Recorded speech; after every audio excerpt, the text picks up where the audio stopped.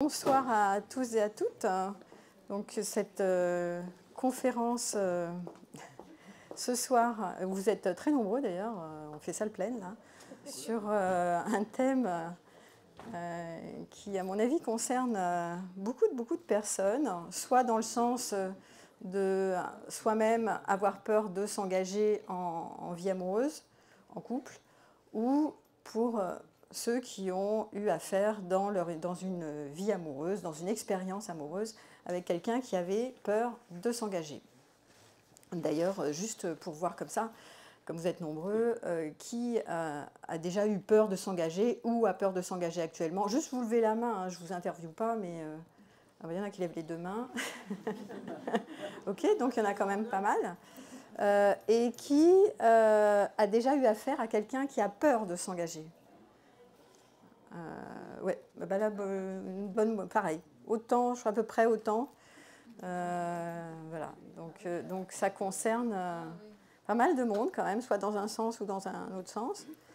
Et peut-être qu'un jour, vous avez eu peur de vous engager et qu'une autre fois, vous êtes tombé sur quelqu'un qui avait peur de s'engager. Hein, donc vous avez peut-être passé sur les deux postures, parce que c'est assez fréquent, ma foi, de passer je suis vraiment prêt à m'engager, je m'engage, à je vais quand même être beaucoup plus frileux et je vais commencer à avoir peur de m'engager. Donc ça peut être une posture de contre-dépendance. Hein, j'ai souffert et donc j'anticipe que la prochaine fois, ma prochaine relation, je ne vais pas mettre tous les pieds dedans, je vais y aller avec un pied mais pas tous les pieds, donc je vais avoir peur de m'engager. Donc on va revoir dans cette conférence pourquoi certains ont-ils si peur de s'engager en amour. C'est quoi le problème en fait, et en essayant de comprendre, et tenant les aboutissants, c'est-à-dire, c'est vraiment, je voudrais que vous retiriez de votre tête les jugements moraux. C'est ni bien ni mal, parce que souvent on dit il a peur de s'engager, bof, t'as un problème, voilà. Donc je voudrais retirer ces jugements moralisateurs et que vous puissiez comprendre de quel endroit ça part que certaines personnes, dans leur vie, à une certaine période, commencent à avoir peur de s'engager et ne souhaitent pas construire ou bâtir, comme d'autres. Hein, l'inverse de s'engager, c'est construire, bâtir et faire un couple durable. Donc voilà, donc il y en a qui vont en hésitant, avec beaucoup de doutes et de craintes. Et la peur de l'engagement, comme son nom s'indique, il y a beaucoup de peurs. Mais on va essayer de repérer les différentes peurs et puis quelles sont les origines de ces peurs, que vous puissiez les différencier, ces peurs, les questionner si vous êtes concerné par la peur de l'engagement, de façon à faire un point un peu plus éclairant sur pourquoi une si grande peur. Et puis on va voir est-ce qu'il y a des facteurs de résilience pour ceux qui ont peur de s'engager. Comment peuvent-ils être moins méfiants, moins hésités et prendre le risque de l'engagement, donc du couple, de l'affaire du couple, et ensuite d'ajuster au fur et à mesure. Voilà. Souvent, si vous avez été avec quelqu'un qui avait peur de s'engager, on pourrait dire, vous avez pu peut-être sentir qu'il ne vous aimait pas, qu'il était indifférent. Ça fait froid. Hein. C'est souvent la peur de l'engagement, c'est chaud-froid. En fait, il y a quand même du bon, parce que sinon vous ne relationnez pas avec cette personne, vous n'investissez pas plus que ça. Donc si vous avez vécu ou si vous avez relationné avec quelqu'un qui avait peur d'engagement, il y a du bon, et surtout au début. En général, au début de la relation, la personne tient la route, elle est là, elle est présente, elle a l'air d'être attirée, contente d'être avec vous, etc. Et puis, à un moment donné, il va y avoir du froid. Donc, il va y avoir de l'absence, comme un fantôme, tu vois, ça se retire du jeu. Et ça fait chaud-froid. Souvent, c'est des attachements un peu ambivalents, comme ça, où vous ne savez plus sur quel pied danser. Alors qu'au tout début, ça paraissait tout chouette, tout bien, tout comme il faut. Puis après, voilà, les personnes qui ont peur de s'engager vont se retirer. Et donc, quelqu'un disait comme ça, je ne sais plus qui, le contraire de l'amour, ce n'est pas la haine, mais c'est l'indifférence. C'est un peu ce jeu qui va se jouer avec les gens qui ont peur de s'engager. Et par rapport aussi à cette notion de s'engager, on entend aujourd'hui dans le milieu du développement personnel cette notion de je me fais passer, je m'écoute, je fais passer mes besoins, j'écoute les tiens, mais je respecte mes besoins, je me respecte. Et certaines personnes qui vont avoir peur de s'engager sous cette injonction vont pouvoir se la dire, quoi, s'auto-convaincre que c'est bien de me respecter, de m'écouter, je ne ferai pas d'efforts, pas de compromis, puisque j'en ai tellement fait avant, par exemple, et donc maintenant je n'en ferai plus. Et donc c'est comme ça à prendre ou à laisser. Et donc là, il va y avoir encore une espèce de frein sur l'engagement. Marshall Rosenberg, qui était le père de la communication non violente, il disait comme ça, dans une de ses phrases, il disait « Oui, mais ne fais rien si ce n'est par jeu et par élan ». Et donc, si on prend cette phrase à la lettre, évidemment, on va se dire, bah oui, mais moi je fais que si ça me pète, si j'ai envie, et puis ça m'appartient, et puis ça t'appartient, donc je vais aller que dans ma direction, et je ne vais pas aller faire un pas dans ta direction, pas de compromis, etc. Souvent, vous m'entendez dire de ne pas faire trop de compromis, parce que le gros de ma clientèle, c'est quand même des dépendants affectifs. Mais il y a des nuances à chaque fois dans mes propos. Ça ne veut pas dire pour autant que quand je suis dans une relation qui commence à s'établir, je ne suis auto-centrée que sur mes besoins et je ne prends pas soin des tiens. Hein, parce que ça va générer des problématiques à l'engagement. C'est-à-dire que je vais tellement avoir peur de m'engager que je vais me connecter qu'à mes envies, à mes besoins, et je m'en fous des conséquences de mes actions sur toi, par exemple. Tu vois ?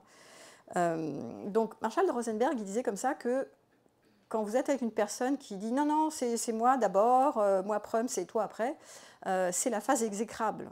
C'est une mauvaise compréhension de cette phrase qui consiste à dire ne fais rien par élan, par joie, voilà, donc ma liberté d'abord, mes besoins d'abord, et puis toi après. Voilà. Donc c'est important parce que quand on est en relation, eh bien, il y a quand même, pas de la dépendance, mais il y a une forme d'illusion d'être complètement indépendant. C'est-à-dire que ni la relation ne va pas célébrer la dépendance, ni l'indépendance à tout prix. L'indépendance, c'est je fais seul, et puis je fais que ce que je veux, nananaire, et puis écoute, toi, voilà, tu te débrouilles avec tes besoins, tu réponds aux tiens, je réponds aux miens, chacun est responsable de répondre à ses besoins, et maintenant, ça on entend tout le temps ça, hein. En ce moment, on nous bassine avec ça, chacun est responsable de soi, donc moi je suis responsable de moi, tu es responsable de toi, et puis voilà. Donc là, on ne va pas aller très loin. Hein. Et ce qui va manipuler aussi, ils vont s'auto-manipuler avec ça, avec ces phrases-là, en se disant, mais puisque c'est comme ça, moi je ne vais pas aller faire un pas vers l'autre, pas de compromis, etc. Et rappelez-vous, hein, Marshall Rosenberg disait, ça c'est les phases exécrables, parce que quand on est en relation, on est quand même à deux, c'est un peu excessif. Il faut quand même prendre soin, il y a quelque chose de, je prends soin de moi, certes, quand je suis en relation, mais je prends soin aussi de la relation. Je prends soin aussi de l'autre. Parce que les conséquences fâcheuses, que si je ne prends pas soin du tout de la relation et de l'autre, à un moment donné, c'est perdant-perdant. Parce que finalement, je perds tout. À force de ne pas m'intéresser à l'autre, à dire il n'y a que moi. Par exemple, t'es jaloux ou t'es jalouse, va te gérer tes problèmes d'insécurité chez le psy. Moi, je ne suis pas concernée, chacun ses problèmes. Bon, c'est un exemple un peu extrême, mais à un moment donné, de toute façon, si l'autre n'arrive pas à faire plus, à traiter ça, de toute façon, c'est perdant, puisque je n'assume pas les conséquences que de mes actes ou de mes comportements sur la relation et sur le soin de la relation. Donc c'est aussi important de voir que ceux qui ont peur de s'engager, parfois, ils sont un peu excessifs dans « je m'engage, mais je peux me désengager quand je voudrais ». Voilà. Donc je m'engage, je mets un pied, quoi. Je ne mets pas mes deux pieds dedans, puisque si jamais il y a un problème et que je reviens vers moi, voilà, aime-toi, le ciel t'aidera, on entend beaucoup, d'abord s'aimer, s'aimer, s'aimer, mais des fois ces phrases sont mal comprises. Donc aujourd'hui, je vais faire l'apologie de l'engagement, hein. Donc l'inverse d'aller tout le temps vers soi et de se retourner vers soi, parce qu'il y a des conférences où je parle que de ça, d'aller vers soi, et là je vais dire d'aller vers l'autre.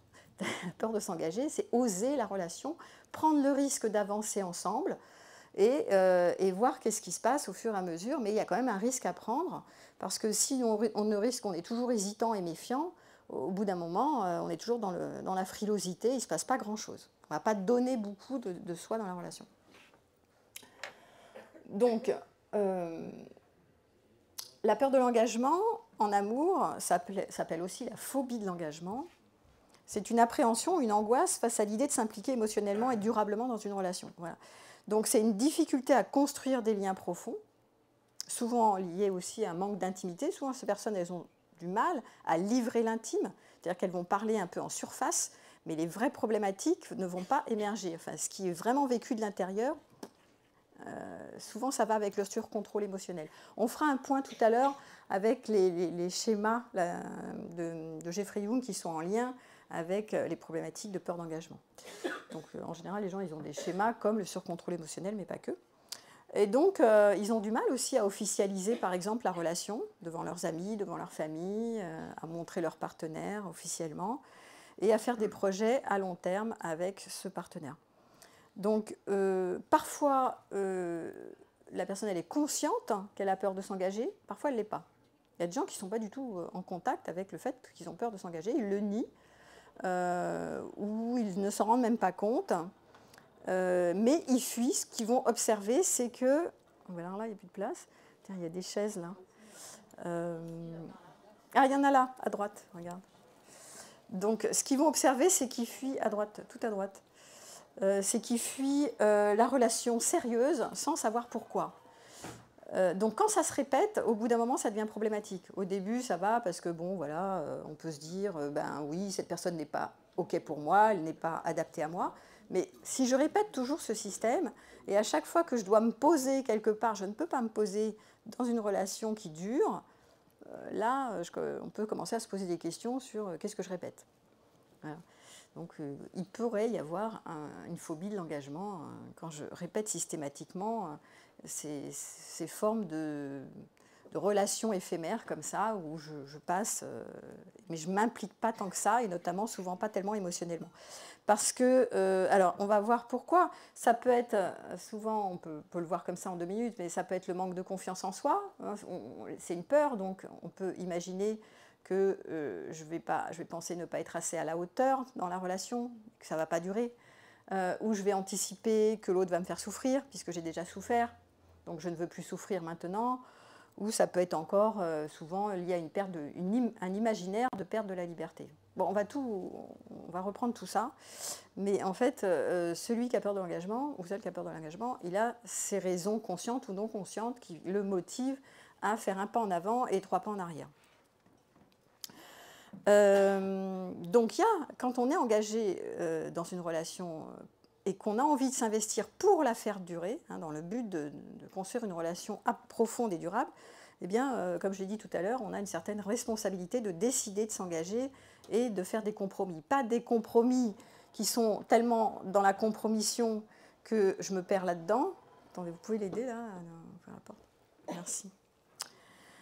Mais prendre quand même un risque, plutôt que de rester scotché dans le risque de souffrir, le risque de se sentir enfermé, qui vont être aussi des manières de saboter la relation en ne prenant pas le risque de s'engager pleinement. Alors on dit souvent, la relation amoureuse, ce qui peut être intéressant, c'est de s'attacher en plein pour se quitter en plein, pour se séparer en plein. Voilà, ben, c'est parfait.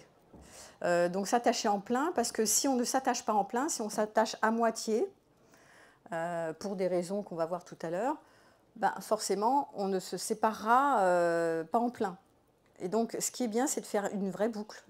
Si vous voulez faire un cycle de relation qui va jusqu'à sa fin, c'est bien de s'attacher en plein pour se détacher en plein, et pas au milieu, en plein milieu d'une relation où il y en a un qui quitte. D'ailleurs, c'est extrêmement désagréable quand il y en a un qui quitte le navire en plein milieu, vous n'avez rien compris au film, c'est ce qu'on appelle le ghosting, ou alors il ne s'était pas vraiment attaché, ou elle ne s'était pas vraiment attachée. Bon, ça aussi, ça a des goûts infructueux, en fait, vous avez remarqué. Donc autant s'attacher en plein pour terminer en plein. Voilà. Et ça finit une gestalt, et c'est intéressant que vous l'ayez en tête, que c'est mieux de prendre ce risque-là, parce que vous aurez, même si vous terminez cette relation, vous vous séparez, qu'il y a un divorce, mais au bout du compte, il y aura quand même vécu quelque chose de plein durant le cycle de la relation, même si ça se termine un jour. Plutôt que d'y aller en mode j'y vais pas, j'y vais mais je m'en vais, comme ça, de manière impromptue, on ne sait pas trop ce qui se passe. Voilà. Toute relation est un risque de souffrance, hein, de toute façon. Il n'y a rien sur Terre où vous ne prenez pas de risque.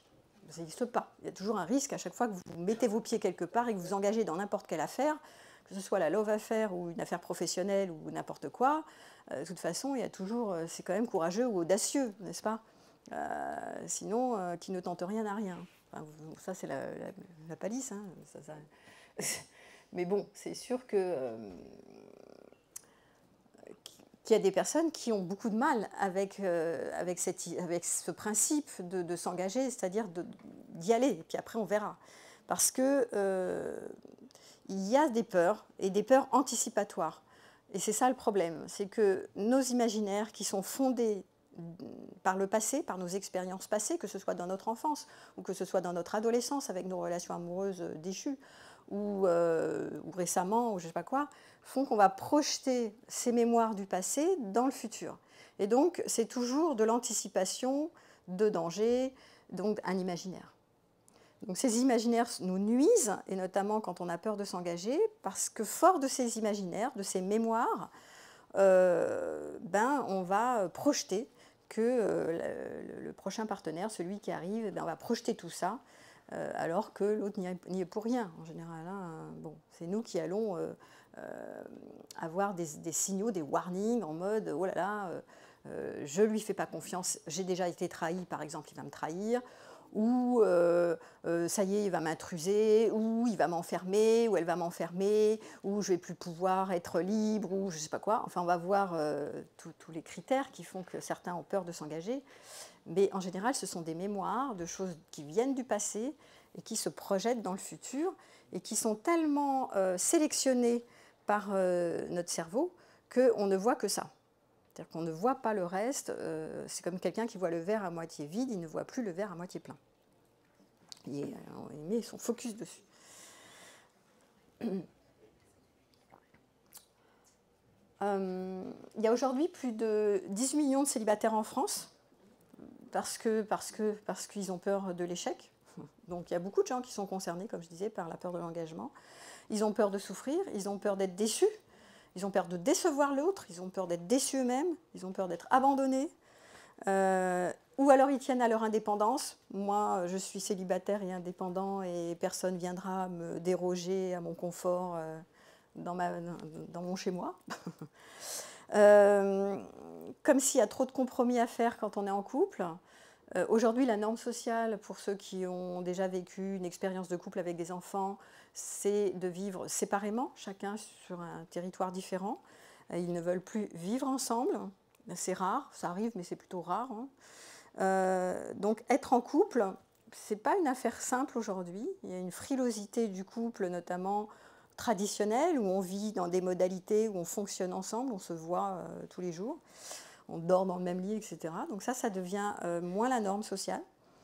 Et il y a une telle frilosité au jour d'aujourd'hui qu'on confond, à mon avis, l'indépendance avec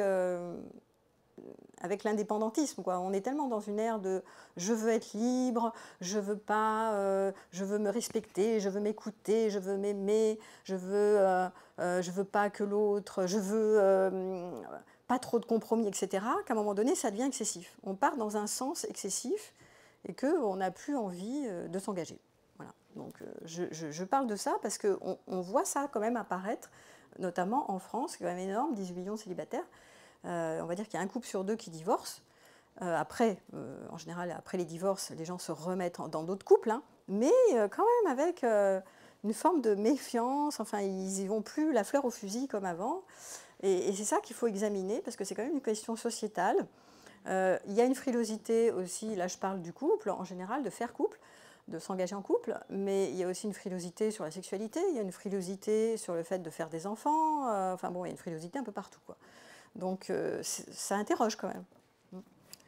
Bon, moi je vais rester sur la peur de l'engagement.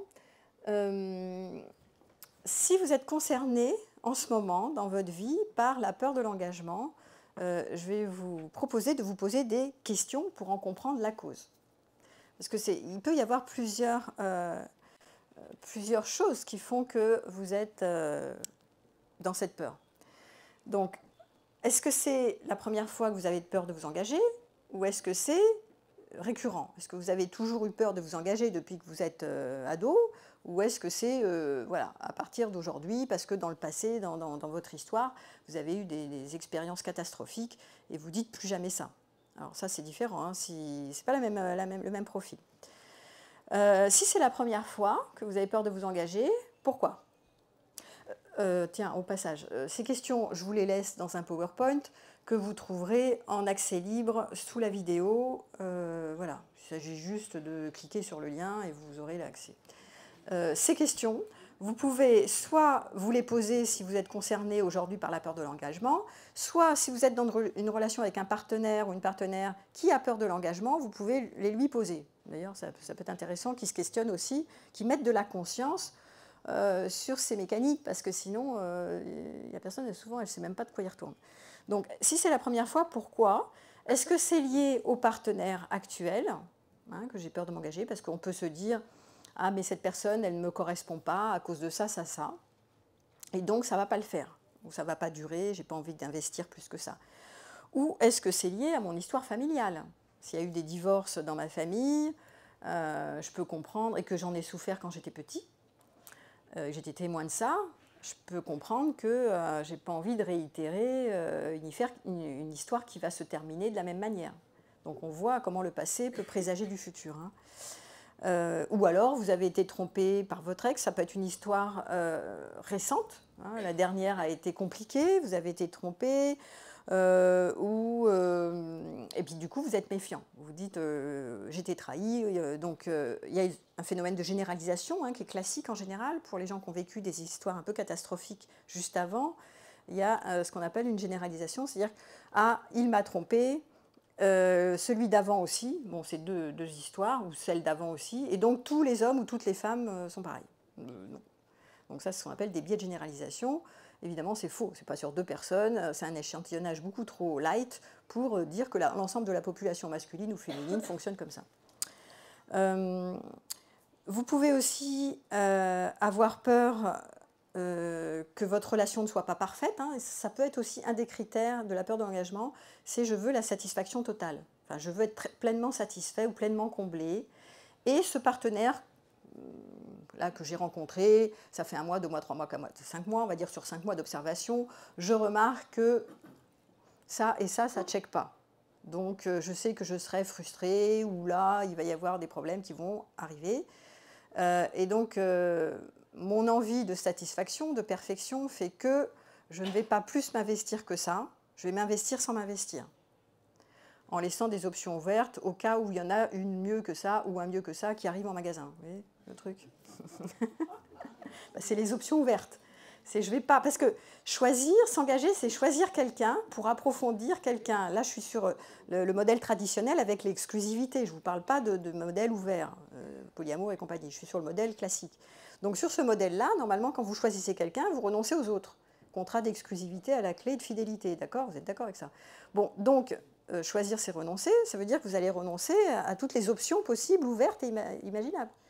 On le voit, cette difficulté de la peur de l'engagement, pour ceux qui vont sur des sites de rencontres et qui dragouillent un peu dans tous les sens, et puis d'un coup s'engagent sur une personne, enfin décident d'aller sur une, et puis ils n'y restent plus, puis ils y retournent. Un peu déçus par la relation au bout de 5-6 mois, hop, ils ne peuvent pas s'empêcher d'y retourner, pas, je ne dis pas tous, hein, et je ne dis pas il ou elle, hein, peu importe, mais il y a comme une envie de retourner à plaire, à des options, parce qu'une personne n'est pas satisfaisante pleinement, parce qu'aucune personne sur Terre ne sera pleinement satisfaisante. Tout le monde sera frustrant, tout le monde est imparfait, donc tout le monde aura des limites. Donc personne ne pourra vous plaire complètement, totalement. Déjà, ça c'est un postulat de base. Donc, on règle ça en attendant moins de l'autre et en ne mettant pas tout au centre de la relation, en ayant son univers propre, plutôt que d'attendre tout de la relation. Donc ça peut être une possibilité. La personne ne me correspond pas. Et si vous répétez souvent cette peur de l'engagement, c'est qu'effectivement, il y a quelque chose de cet ado éternel en vous qui fait que vous cherchez la perfection, la femme parfaite, le mec parfait, et que vous préférez garder des options ouvertes, et que tôt ou tard, vous êtes déçu par le partenaire qui est devant vos yeux, parce que dans la réalité, bah oui, forcément, il vous déçoit, ce qui est normal. Entre décevoir et une relation qui vous pourrit la vie, il y a quand même une nuance, hein. Non, mais je le dis parce qu'il ne s'agit pas de rester dans des relations pourries ou empoisonnées, toxiques, mais il ne s'agit pas non plus de balancer, de jeter le bébé avec l'eau du bain comme ça, légèrement, alors que l'aventure du couple, c'est quand même une aventure avec des obstacles, surtout si vous faites durer. Il n'y a aucun couple que je connais, mais même des couples qui marchent très bien sur le long terme, qui n'ont pas vécu des crises. Ça, c'est juste impossible, ça n'existe pas. Par contre, il va y avoir un remaniement de la crise, et ça va être intéressant d'examiner comment ceux qui passent les crises, ce sur quoi ils vont remanier. Voilà. Donc, mais il faut quand même qu'il y ait une envie de s'engager sur les deux partenaires et pas de lâcher le bébé comme ça en mode... si c'est flottant, ceux qui ont peur de s'engager, ça flotte en fait. Il y en a un des deux partenaires qui flotte. Celui qui a peur de s'engager, il est flottant. C'est-à-dire qu'il n'a pas vraiment de décider moyennement d'aller générer les obstacles, enfin surmonter les obstacles, ou alors il les surmonte tout en se disant il y aura peut-être quelqu'un ailleurs qui va arriver et qui va faire que c'est mieux. Donc ce sont des insatisfaits chroniques, hein, ceux qui ont peur de l'engagement, soit des surméfiants, des méfiants du danger potentiel, la relation c'est souffrant, je vais prendre cher, ou des personnes éprises de liberté ou de perfection, des insatisfaits chroniques, ou des personnes qui ont peur d'être intrusées ou envahies. Hein. On va voir ici, je vais développer un peu le profil des évitants, parce que certains vont être des évitants. Donc vous avez vu que vous avez les méfiants de la souffrance. Ça c'est un profil. J'ai peur d'être abandonnée, j'ai tellement souffert, je me suis déjà fait 3 fois abandonner sur le coin de la route, donc maintenant j'y vais, mais j'y vais parce que j'aime bien la relation, mais j'y vais pas vraiment, j'y vais avec un petit pied. D'accord ? Donc ça c'est les surméfiants. C'est plutôt le schéma abandon à voir ici. Et puis, ils ont grillé, hein, donc là, ils ne veulent plus griller. Donc, ils vont plutôt travailler l'autonomie en mode, moi, je suis autonome, mais comme je l'ai dit au début, mais j'y vais que quand ça me fait du bien, que par élan et par joie, mais je ne vais pas m'investir plus que ça parce que je n'ai pas envie de me faire chier en relation. Vous avez compris le truc ? Donc, ça, c'est ceux qui ont peur de l'engagement, qui vont tièdement parce qu'ils ont trop souffert et ils sont méfiants. Ok ? Ça, c'est un profil. Un deuxième profil, j'ai dit, c'est ceux qui ont un problème avec... donc ça, c'est abus, méfiance, hein, je me méfie. Vous avez ceux, et puis il y a la trahison, ceux qui vont dire « je vais me faire trahir », l'autre a été infidèle, nanana, forcément on va me trahir. Donc ça, c'est encore la méfiance. Et vous avez un autre profil qui arrive, que j'ai cité, qui sont ceux qui ont peur de l'engagement parce qu'ils vont perdre leur liberté. Enfin, ils anticipent qu'ils vont perdre leur liberté. C'est ceux qui vont vous dire « je vais être enfermé, l'autre va être exigeant, il va être plein d'attentes, il va me mettre la pression, oh là là, alors que l'autre n'a pas forcément tant d'attentes que ça, hein. C'est juste un imaginaire que l'autre va me mettre la pression, et donc je vais perdre ma liberté, et là on va parler plutôt du profil évitant que je vais développer tout à l'heure. Donc il y a ça, et puis il y a ceux aussi qui sont, comme j'ai dit, ceux qui cherchent la perfection dans l'amour, l'ultime, le sublime, l'idéal, amoureux, romantique, et donc qui, face au réel, tiennent pas la route parce que la réalité n'a aucun rapport avec l'idéal. Donc voilà. Parfois, ça peut être vrai que le partenaire ne correspond pas. Par exemple, vous êtes avec quelqu'un, au début ça se passe pas mal, et puis d'un coup ils deviennent trop jaloux, ou trop dépendants de vous, ou à trop d'attentes. Ça, c'est possible. Et donc, du coup, vous vous dites, ce partenaire, sur le long terme, s'il ne change pas, ça ne va pas le faire. Donc, je ne suis pas en train de dire que tous ceux qui ont peur de l'engagement ont des problèmes. Ça peut être aussi le partenaire qui, effectivement, dans ses limites à lui, ne vous correspond pas. Donc, et là, il vaut peut-être mieux arrêter la relation si vraiment ce partenaire ne peut pas changer et qu'il est comme il est et que vous savez ce que ça ne fera pas affaire, quoi. Voilà. Donc, il peut y avoir aussi des facteurs qui font que la relation ne durera pas et qui aussi dans les warnings de début de la relation à faire, du style la religion, vous êtes complètement dans des écarts de valeurs trop grands, hein. Soit c'est des problèmes politiquement, on est complètement à l'opposé, ou on a une différence de religion, ou par exemple on habite tellement à distance que c'est compliqué.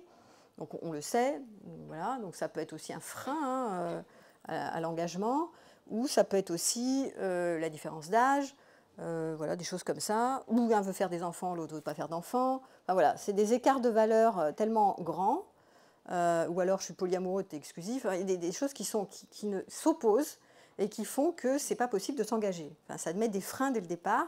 Donc soit il y a un revirement de la situation, soit effectivement ces warnings du départ vont s'incruster, s'installer dans le temps et toujours freiner l'engagement. Donc ça, il faut peut-être l'examiner. Ce qui est intéressant, c'est de vous poser des questions et de faire le point sur quelles sont les raisons qui font que j'ai peur de m'engager. Et est-ce que je tiens à ces raisons ou est-ce qu'elles peuvent se modifier? Donc, identifier vos peurs, ça c'est hyper important parce que sinon, votre relation butera à un moment donné sans que vous ayez vraiment compris ce qui se passe. Donc, les trois peurs majoritaires, donc je remets les questions en tête. Hein. Est-ce que tu as vécu des déceptions ou des trahisons dans le passé? Voilà, donc ça c'est pour les méfiants. Est-ce que tu as peur, bon, là c'est le profil des gens qui perdent la liberté, hein, est-ce que tu as peur de perdre ta liberté ou d'être blessé? Ou y a-t-il eu un modèle familial qui influence cette peur de l'engagement? Ça aussi on l'a vu, hein, il peut y avoir des histoires de divorce ou de, je sais pas quoi, des histoires toxiques dans votre enfance qui font que s'engager, c'est anxiogène. En tout cas, vous n'avez pas eu de modèles parentaux comme quoi c'était bien. Alors, souvent, moi, j'entends dans ma clientèle quand même que c'était pas mirifique, les couples de leurs parents. Et donc, du coup, ils n'ont pas envie de reproduire ça. Ça, c'est un classique du genre. Il y a quand même des personnes qui ont peur de l'engagement à cause de ça. C'est-à-dire, ils se disent, vu comment ils se disputaient, vu comment ma mère ou mon père n'étaient pas autonomes. Par exemple, je suis une femme, ma mère n'était pas autonome, donc moi je vais devenir autonome. Je vais faire le contraire de maman. Donc maman s'écrasait par rapport à mon père, par exemple, ça c'est ce qu'on voyait beaucoup dans les foyers avant. Hein. Et donc moi je vais être indépendante, ma fille, et je serai complètement autonome. Je suis tellement autonome que je vais avoir peur de m'engager. Donc on va voir que ces contre-modèles, je reproduis ce qu'ont fait mes parents, ou je veux faire l'inverse de ce qu'ont fait mes parents, ça peut aboutir à la même chose, c'est-à-dire, forcément, au final, je suis tellement dans un excès de peur de m'engager, je veux tellement être indépendant, on l'a vu que ceux qui veulent être tellement indépendants, ils finissent tout seuls, hein, ils triomphent dans la solitude. Donc, c'est pas non plus très chouette, parce qu'il y a quand même une aspiration à la connexion profonde et durable. Pourquoi? Parce que le couple profond et durable, stable, augmente un sentiment de sécurité. Donc c'est quand même pas mal de travailler sur ces peurs de l'engagement et de voir qu'est-ce qu'on reproduit de notre histoire, parfois si on a une histoire familiale lourde, et peut-être de vous interroger aussi sur est-ce que je fais comme maman ou est-ce que je fais comme papa, parce que la mère montre le programme de comment je ferai quand je serai une femme plus tard, et le père montre le programme au petit garçon sur comment tu feras quand tu seras un homme plus tard. Donc, selon comment papa s'est comporté avec maman et avec les femmes en général, vous avez un peu, quand vous êtes un homme, le programme de comment vous devriez faire plus tard. Donc, soit vous choisissez de faire comme ou contre, mais de toute façon, que vous fassiez comme ou contre, vous faites pareil. Donc, vous êtes pieds et poings liés à l'histoire familiale. Identiquement, si vous êtes une femme, hein, c'est la mère qui montre le modèle de comment il faut faire quand vous êtes une femme. Et puis maman dans sa relation à papa et dans sa relation aux hommes en général. Donc elle vous montre alors si votre mère avait peur des hommes et et que vous êtes une femme et qu'elle était méfiante, les hommes me trahissent, voilà, vous allez embarquer ce truc-là malgré vous et vous allez avoir peur de l'engagement malgré vous ou peur de l'abandon malgré vous. Donc c'est important quand même d'examiner vos modèles familiaux pour voir si cette peur de l'engagement n'est pas en lien avec ce qui s'est passé avant dans vos histoires et qui ne vous appartient pas du tout en propre. Parce que quand on fait ce travail en thérapie, souvent, on peut ensuite laisser l'héritage familial, les loyautés familiales à papa, maman, la bonne et moi, et dire ça c'est à vous, c'est pas à moi. Ce ne sont pas mes bagages. Je ne suis pas obligée de continuer de croire que tous les hommes vont trahir parce que maman a eu papa qui a été infidèle et donc tous les hommes de la terre sont infidèles, par exemple. Ou autre chose. Donc, identifier les causes, ça va être vraiment, vraiment important. Donc, de vous poser les questions et de poser, alors je répète, de poser les questions au partenaire qui a peur de s'engager. C'est quoi le mobile? Parce qu'on ne traite pas du tout de la même manière quelqu'un qui a peur de perdre sa liberté, donc qui veut garder toujours les options ouvertes, avec quelqu'un qui a peur de l'abandon, par exemple. Ce n'est pas du tout le même danger, ce n'est pas du tout le même profil, on ne fait pas du tout le même travail de thérapie. Mais alors pas du tout, ça n'a rien à voir. On ne travaille pas du tout de la même manière avec quelqu'un qui se dit la dernière expérience a été catastrophique parce que je ne me suis pas respectée et donc je me méfie de l'engagement. Donc là, on va voir comment la personne peut à la fois s'engager et à la fois se respecter, d'accord, se connecter à l'autre en se connectant à soi. Mais on ne va pas du tout travailler de la même manière avec quelqu'un qui veut perdre, qui a peur d'être enfermé dans la relation. Ça n'a rien à voir. Pas du tout la même dynamique. Et donc, il faut vraiment élucider, identifier quelles sont les causes de la peur de s'engager. Ça, c'est le point 1. Tant qu'on ne repère pas les causes, on ne peut pas traiter la suite. On ne peut pas avoir des directions de traitement, c'est juste impossible. C'est pour ça que c'est tellement important, quand vous avez quelqu'un qui est un peu phobique de l'engagement, de voir mais ça part de quel endroit, c'est quoi son problème en fait. Sinon, vous allez patauger dans la semoule. Et vous allez... Alors le problème, c'est quand vous avez quelqu'un qui est en face de vous, un partenaire qui fait chaud-froid comme ça, vous, ça vous donne envie soit de vous retirer complètement, soit vous vous désengagez à votre tour. Donc vous avez 2 frileux de l'engagement, ça ne va pas aller bien loin. Soit vous allez courir derrière. Parce que si vous avez un profil un peu altruiste, ou que vous êtes en pénurie, ou que vous êtes un peu dépendant affectif, ou vous êtes quelqu'un un peu d'agrippant, quoi, vous avez besoin de chaleur, vous allez vous repérer par rapport à la chaleur qui a été donnée au départ, parce qu'au départ, il y avait du bon, et donc vous allez avoir cette mémoire de ça, et vous allez courir derrière. Et en plus qu'il y a un postulat de base que vous connaissez tous, suis-moi je te suis-moi je te fuis. Donc plus l'autre il est fuyant, plus vous allez courir derrière, parce que ça donne envie de capter celui qui échappe. C'est le classique du genre, surtout qu'il y avait du bon au début, donc vous ne comprenez pas pourquoi d'un coup il freine. Pourquoi il était là, maintenant il n'est plus là. Ou pourquoi elle était là, pourquoi d'un coup elle est moins là. C'est ça.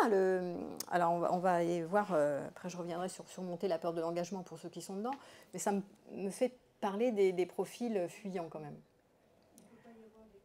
Alors attends, si tu veux parler, voilà, attends, hop, qui c'est qui parle? Vas-y, prends le micro, parce que sinon on n'entend rien. Enfin, le micro, vas-y, je répéterai si. Bonsoir, je voulais savoir s'il ne pouvait pas y avoir des causes concomitantes, c'est-à-dire plutôt qu'il y ait soit cette cause-là, soit celle-là, en fait, qui est un petit peu voilà, à différentes échelles d'importance. Vous m'entendez là? Non, on t'entend bien. D'accord. Oui, il peut y avoir des causes qui se rejoignent. Tu peux avoir quelqu'un, effectivement, qui a le schéma abandon, on le verra plus tard. Donc le schéma abandon, c'est j'ai peur d'être abandonné, que j'anticipe que je vais souffrir et que l'autre va m'abandonner. Et comme j'ai tellement peur de ça, que je prends le contrôle en mode c'est moi qui ne vais pas vraiment m'engager. Parce que j'ai tellement peur de souffrir de l'abandon que je vais compenser en devenant celui qui fuit, par exemple, tu vois. En m'investissant pas trop parce que j'ai tellement peur, mais donc je vais faire j'y vais mais j'y vais pas, je veux garder quand même les options ouvertes parce qu'on ne sait jamais. Oui, on peut voir effectivement des causes qui se rejoignent les unes derrière les autres, tu vois, des profils qui, tu vois, mais c'est pour ça que c'est un travail assez fin de mettre le doigt sur ce que je fais d'ailleurs en thérapie, c'est le diagnostic. C'est quoi le problème? À quel endroit, de quel endroit ou de quels endroits ça part que cette personne a ce trouble. C'est un symptôme, la peur de l'engagement. C'est juste un trouble. C'est pas un symptôme, ça veut rien dire. Il faut regarder, c'est quoi le truc, qu'est-ce qui se cache en dessous? C'est quoi le problème en fait? Tant que tu vas pas sur le problème, tu peux pas trouver d'option. Et puis la personne, elle est là-dedans, donc elle se trouve assez confortable souvent là-dedans. Voire, elle le nie qu'elle a une peur de l'engagement. Parce que comme il y a une anticipation de souffrir, ou de ne pas avoir de liberté, eh ben, tu peux trouver ça confortable en fait. Et rester dans ta zone de confort. Et c'est un peu le problème. Parce que vous êtes, par exemple, vous courez derrière quelqu'un qui a peur de l'engagement, parce que ça vous excite en fait de courir quelqu'un. Ça met le feu, hein, de courir derrière quelqu'un. Ça met le feu parce que ça donne envie de courir derrière. Ça crée de la passion, c'est l'ingrédient de la passion, le manque. Donc, comme il a été ou elle a été chaleureuse, et donc vous courez derrière parce que vous voulez retourner à ce goût du bon, cette mémoire. Et peut-être que ça répète aussi des moments d'enfance où vous aviez du bon et vous n'aviez plus le bon. Hein. Et du coup, ça augmente la passion. Sauf que c'est assez souffrant comme truc parce que finalement, l'autre, il est là, mais pas là. Il n'est plus là, quoi. Il était là, mais il est moins là. Et puis vous n'avez pas d'éléments Donc n'ayant pas beaucoup d'éléments, en général c'est ça, c'est que les communications avec, on va le voir avec les évitants, ça manque d'informations claires. Donc du coup, ben, comme vous êtes en suspens, quoi, vous êtes comme ça, suspendu à ses lèvres. Alors, c'est quoi le problème? Pourquoi tu donnes plus d'informations? Pourquoi tu donnes plus de réponses? Tu réponds plus à tes SMS? Et comme l'autre est dans le flou, répond pas vraiment, ben, ça patauge, quoi. Donc vous êtes suspendu à ses lèvres. Ce qui est extrêmement inconfortable, mais qui augmente la passion. Donc à un moment donné, il faut savoir ce qu'on veut. Qu'est-ce que vous voulez? Alors, moi, je vais parler des évitants. C'est souvent l'intimité qui est vécue comme étouffante et pas réconfortante. L'intimité, c'est vraiment donner, mettre des mots sur qu'est-ce qui se passe en moi. Et comme on vient de le voir, parfois, ça peut être... oui, tu peux rentrer, oui. Tu peux rentrer. Je peux pas se mettre, mais... Alors, tu peux rentrer, tu peux te mettre... où tu peux. Voilà, voilà, à droite. Alors, par contre, fais attention. Hop, hop, hop. Vas-y. Voilà, voilà, parfait. Donc l'intimité, mettre des mots sur ce qui se passe. Par exemple, vous demandez des nouvelles, vous envoyez un SMS, le lien était plutôt fluide, puis d'un coup, l'évitant, il évite. Donc d'un coup, il fuit, il met de la distance, il met de l'espace entre vous et l'autre. Et vous ne comprenez pas. Vous dites, c'est quoi le problème? Alors vous remettez un mot, oui, t'es où? Que se passe-t-il? Alors, zéro réponse. et donc, il y a difficulté de mettre des mots, soit par peur de blesser l'autre, en disant, j'ai besoin de faire autre chose que d'être avec toi, je sais pas, enfin, en disant ce qui se passe, quoi, la vérité. Donc, il y a une difficulté, soit par peur de décevoir, soit par peur de ne pas être à la hauteur, soit par peur de blesser, enfin, je sais pas, il y a un truc qui se passe, que l'autre joue à la tortue. Et donc vous êtes là en mode, bon, bah, puisqu'il ne donne pas de réponse, j'y retourne une fois, alors je repose une question, puis il n'y a toujours pas de réponse, donc après ça fait un froid, quoi. Donc c'est là où vous commencez à courir derrière quelqu'un qui ne répond pas, tout en n'ayant pas les informations en clair de qu'est-ce qui se joue derrière.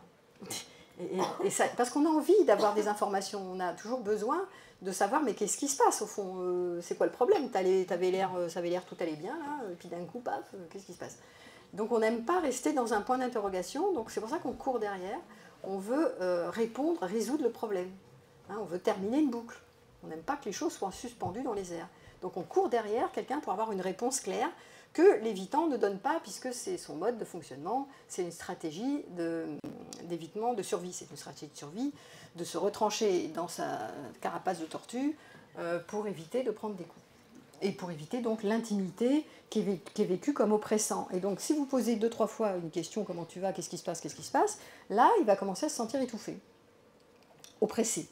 Donc là on va voir arriver la problématique de l'intrusion, qui est l'autre veut rentrer dans mes frontières, il veut tout savoir, il veut me contrôler, je n'ai pas de compte à rendre, qui me laisse tranquille, etc. etc. Donc là, il y a comme un imaginaire d'intrusion, parce que ce n'est pas que l'autre intruse, c'est que cette personne, l'évitant en général, a déjà été intrusé, on est déjà rentré dans ses frontières, donc il interprète le fait que l'autre va être oppressant, exiger, être autoritaire, demander des comptes, qui va devoir obéir, et l'évitant, il va dire, oh là là, non, surtout pas, moi plus ça va, plus je me retranche. C'est-à-dire plus j'interprète l'intrusion, et plus je fuis, plus je prends de la distance, et plus je rentre dans la tortue. On parle souvent de minimiseur et de maximiseur, pour dire les postures, entre maximiseur, c'est celui qui court derrière, et le minimiseur, c'est la tortue, c'est celui qui fuit. Et donc plus il sent que l'autre a une attente, plus ça les fait fuir. Donc c'est vraiment le problème. Alors c'est déjà bien de comprendre tout ça, parce que en fait, souvent vous n'avez pas les codes, vous êtes là un peu point d'interrogation, mais pourquoi fuit-il ou fuit-il? C'est quoi le problème, hein? Mais parce qu'il le vit comme une pression. Il vit la relation comme étant quelqu'un qui va attendre, exiger des choses de moi sur lesquelles je n'ai pas envie de répondre. Comme si ça répète des histoires de docilité, de soumission. Souvent, c'est des enfants qui ont dû obéir et qui n'avaient pas le choix. Donc là, ils se disent, l'autre, il met la pression, alors qu'en général, c'est pas vrai. En général, la plupart du temps, l'autre ne met pas la pression. C'est juste qu'il interprète que l'autre met la pression. Il suffit de pas grand-chose, d'un petit stimulus, pour qu'ils sentent qu'il y a une pression, et donc l'évitant, ça le fait fuir à toutes jambes. C'est le réflexe de fuite, hein. Donc quand vous avez un réflexe de... Alors n'oubliez jamais, réponse de fuite, attaque ou figement, c'est les 3 réponses de survie. Donc là, on est l'évitant, c'est la réponse de fuite. Première réponse du cerveau reptilien, quand je ne peux pas attaquer, je vais fuir. Donc souvent, comme il y a quand même une aspiration à la connexion chez l'évitant, il va préférer fuir que d'attaquer. Parce que quand il était petit et qu'il devait obéir à sa maman, à son papa, ou à je ne sais pas qui, pour cause d'intrusion, il ne pouvait pas attaquer. Donc il ne va pas vous attaquer, c'est pas en général les fuyants comme ça, les évitants, ce ne sont pas des gens qui attaquent, c'est des gens qui fuient. C'est la réponse de fuite qui a été utilisée, exploitée, et pas la réponse d'attaque. Ce pas des gens qui rentrent dedans en gueulant. Ils n'aiment pas trop les conflits en général. Mais par contre, ils ne vous mettent pas des mots sur ce qui se passe et ils rentrent dans leur carapace. Voilà. Ça, c'est une stratégie de défense. Hein. Donc c'est important de comprendre pourquoi ils fuient, plutôt que de leur en vouloir et de les blâmer, de les accabler, parce que souvent vous ne comprenez pas qu'il y a de l'interprétation dans l'air qui est liée à « j'imagine que tu attends ça de moi et que ça me met la pression ».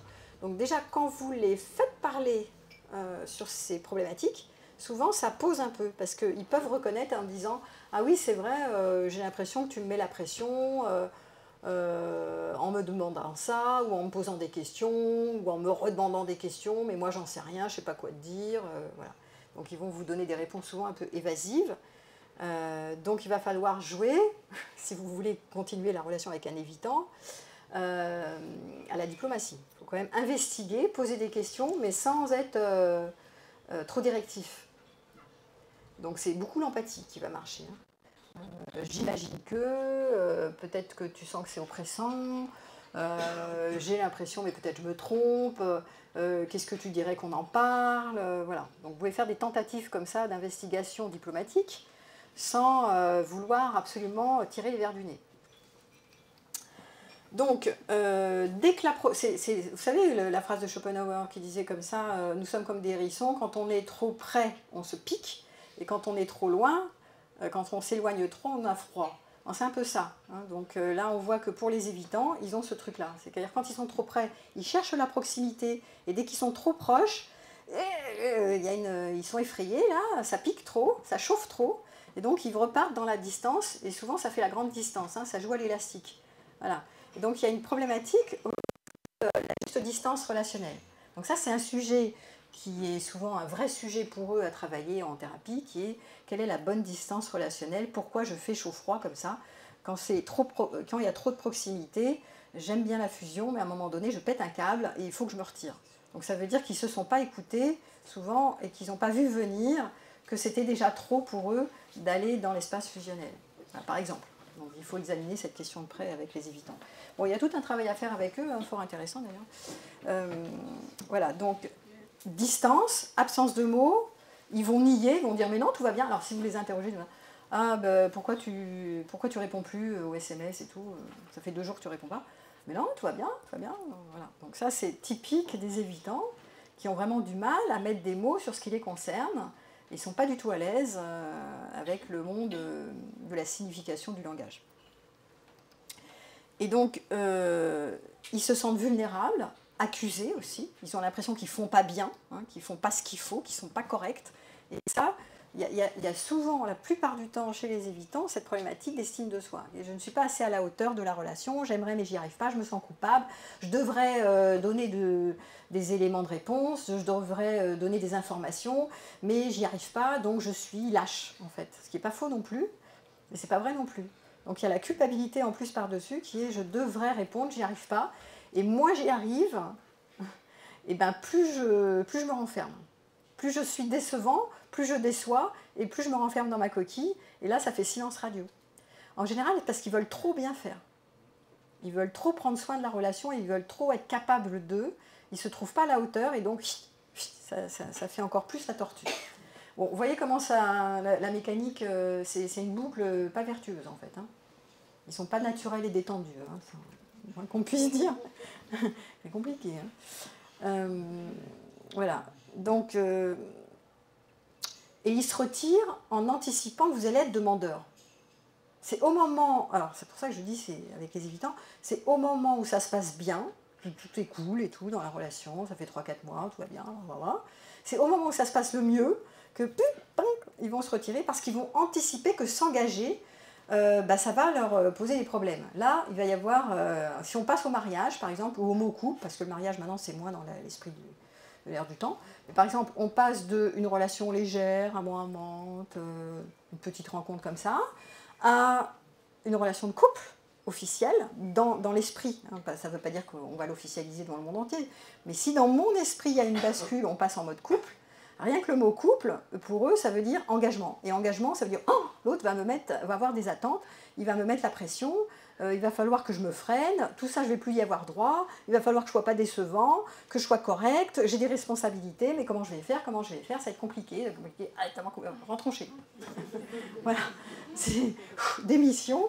Donc tout ça, c'est ce qui se passe dans son imaginaire, vous voyez comment ça fonctionne. Et donc beaucoup de peur et beaucoup de doutes, doutes sur soi, sur l'autre, sur le monde.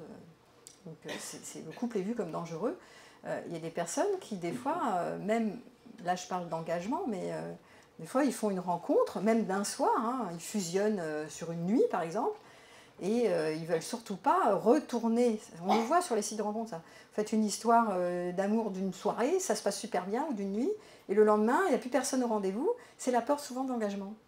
Parce que ça veut dire retrouver la même personne, ça va vouloir dire dans leur tête, ce qui ne veut rien dire du tout en fait, c'est juste tu la revois et puis c'est tout.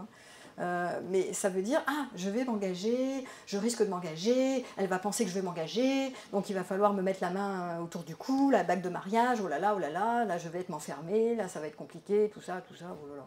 Donc ça part souvent en cacahuète, avec des interprétations dans tous les sens, à l'idée que avoir un moment fusionnel égale la nana, par exemple sur un mec, elle va vouloir s'engager, elle va vouloir me mettre la bague autour du doigt et c'est fini pour moi. Donc vous voyez comment parfois les interprétations sont massives et ne riment à rien en fait, parce que c'est pas du tout la réalité.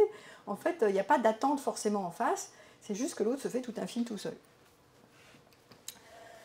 Voilà, donc pression, obligation, c'est vu comme une obligation, je dois répondre aux attentes des autres, et l'autre va être déçu, il ne faut pas que je le déçoive, voilà, tout ça. Est-ce que les évitants, en général, posez-leur la question, est-ce que les figures parentales étaient étouffantes, autoritaires, étaient martyrisantes, souvent il y a de la dictature en général, il y a de la maltraitance sur les enfants trop sensibles. Et, enfin, tous les enfants sont sensibles, mais il y en a certains qui ont vraiment mal géré, il n'y a pas eu de résilience là-dessus, et du coup, ils ont cette peur de l'engagement avec l'idée d'être complètement étouffés, avec quelqu'un qui va être autoritaire et prendre le pouvoir sur eux. Donc ce qu'ils ne veulent surtout pas, c'est que l'autre soit au contrôle. Donc en se retirant, il prend le contrôle. D'ailleurs, vous avez remarqué que l'évitant, il prend le contrôle dans la distance et dans le non-langage. C'est comme ça que l'autre court derrière, donc il reprend la main sur la relation. Oui, par contre, vas-y, passez le vidéo. Hop. C'est pour être entendu dans le micro, c'est pour ça. Sinon on t'entend pas. Oui, bonsoir. Bonsoir. Oui, mais je vais répéter. Allô ? Oui, vous m'entendez là ? Ça marche ? Ok. En fait, j'ai une question. Est-ce qu'on peut être évitant et du coup en même temps dépendant affectif, et du coup, étant donné qu'on est évitant d'une relation concrète qui se présente à nous et qui est qui a l'air plus ou moins stable, et du coup après courir derrière des relations qui sont pas possibles, qui sont pas possibles ou moins possibles que celles qui s'offrent à nous. Alors, quand tu as été dépendante avant, parce que tu es une femme, si tu as eu une période de dépendance affective, tu vas passer par une phase de contre-dépendance, c'est-à-dire d'indépendantisme. Moi, je suis seule et je gère ma vie et j'assure, je suis une célibataire heureuse et tout va bien, et surtout qu'on me foute la paix. Et donc après, relation d'après, en général, ça part dans la frilosité. Donc, je ne vais pas recommencer à être dépendante, on ne va pas recommencer 10 fois le tour du manège, c'est bon, moi, je vais y aller un peu. Alors, quand je te dis un peu, en mode indépendante. Ce que je disais tout à l'heure au début, c'était là, en disant, moi j'y vais, comme disait Marshall Rosenberg, je ne vais dans la relation que par élan et par joie, tout le reste, pas de compromis, on ne va pas s'emmerder, hop, hop, hop. Donc tu vois, et ça peut être une possibilité qui est, j'ai été dépendant, et je ne veux plus souffrir de dépendance, donc maintenant, je ne vais pas m'engager. Pas vraiment. Je ne vais pas m'investir, tu entends le truc d'un investissement moyen. Est-ce que c'est ça que tu voulais dire ou tu voulais parler Non, je parlais vraiment des deux états en même temps. Tu veux être évitante et dépendante. Oui. Avec la même personne. Ce qu'on appelle l'attachement. Dans la même personne. L'attachement ambivalent. Avec la même personne. Avec deux Dans la même personne soi-même. Donc tu es évitante et dépendante en même temps.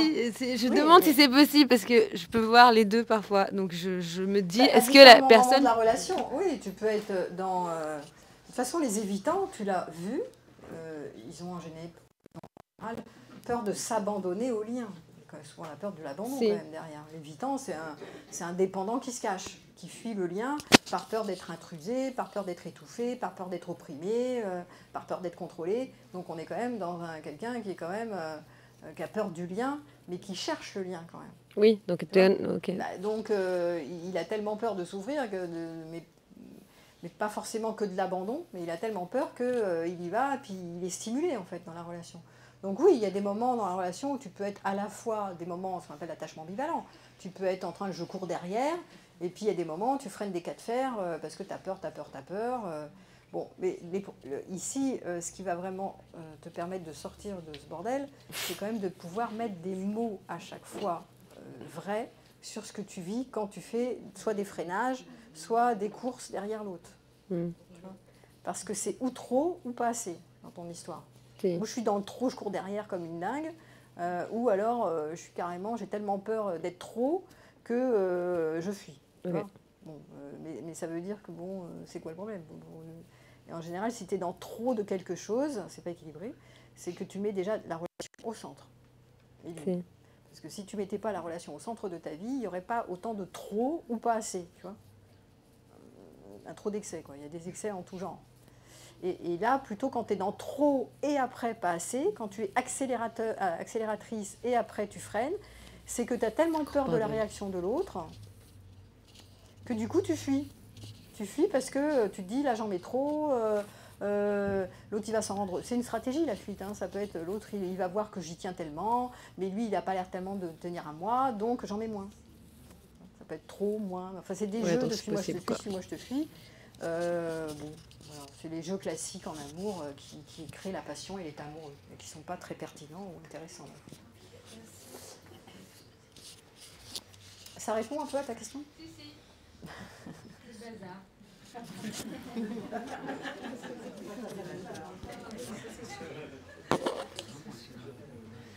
Alors, que faire si vous êtes avec un évitant? Donc plus vous vous montrez de l'amour, hein, si vous êtes en général, c'est les altruistes qui courent derrière les fuyants, comme ça. Si vous êtes très dans la générosité, la chaleur, l'empathie, je cherche à te comprendre, mais moi je t'aime, et moi je suis là pour ton bien, plus vous en faites, et plus il fuit. Voilà, parce que plus vous montrez que vous l'aimez en tout genre, plus vous paraissez complètement désespéré en fait, et plus il le sent. Et plus ça les fait fuir, parce qu'il se dit ouais, il va falloir que je m'en occupe, c'est moi qui suis responsable de son bonheur, et c'est compliqué, ça va être beaucoup pour moi là. Hein. Donc du coup, ils deviennent encore plus occupés, ou encore moins labiles. Voilà. Labile, ça veut... Hein? Labile, c'est ils mettent encore moins de mots. C'est-à-dire, plus tu veux savoir quelque chose, et plus ils se retirent dans les mots. Ils ne disent plus rien. Voilà, donc s'il se sent pourchassé, il se sent piégé et il fuit. Bon. Alors, le paradoxe pour eux, le paradigme, hein, c'est de comprendre que je peux être en connexion et libre. Je ne sais pas parce que je suis en connexion que je n'ai pas possibilité de répondre à mes besoins et que l'autre fasse de même en fait. C'est pas enfermant une relation. C'est vécu comme enfermant. Et c'est souvent des personnes qui ne savent pas parler, donc on l'a vu, et mettre des limites. C'est-à-dire te dire, écoute, là je suis disponible, mais là j'ai besoin de faire autre chose que d'être avec toi, par exemple. C'est pas grave, on se retrouvera plus tard. Est-ce que ça te va comme ça? Est-ce que c'est correct pour toi? Parce que si je te vois et que j'ai pas envie de te voir parce que j'ai envie de passer du temps à faire autre chose, et que je te vois quand même, eh ben, on va pas profiter parce que moi ça va me fatiguer, ou moi ça va pas être ok pour moi. Et donc voilà, c'est des capacités, c'est des compétences en fait, à mettre des mots clair sur mes limites, ce que je veux et ce que je veux pas, et à trouver un acquiescement en face. C'est-à-dire que l'autre, c'est de la négociation, et que l'autre doit dire, bah oui c'est vrai, ça n'a aucun intérêt qu'on se voit si tu n'as pas envie de me voir, il vaut mieux qu'on se retrouve plus tard. Vous savez que la relation, le couple célèbre deux personnes autonomes quand même. Donc, c'est important de pas... Ben oui, parce que si par exemple, là, dans cet exemple, je suis un fuyant et que je sens que l'autre me met la pression parce qu'il m'aime, il veut... En général, c'est comme ça, hein, c'est le fuyant, ça va avec le dépendant. Hein. Donc, il me veut, il veut me voir tout le temps, il veut passer tout son temps avec moi, etc. Il ne veut pas me lâcher la main.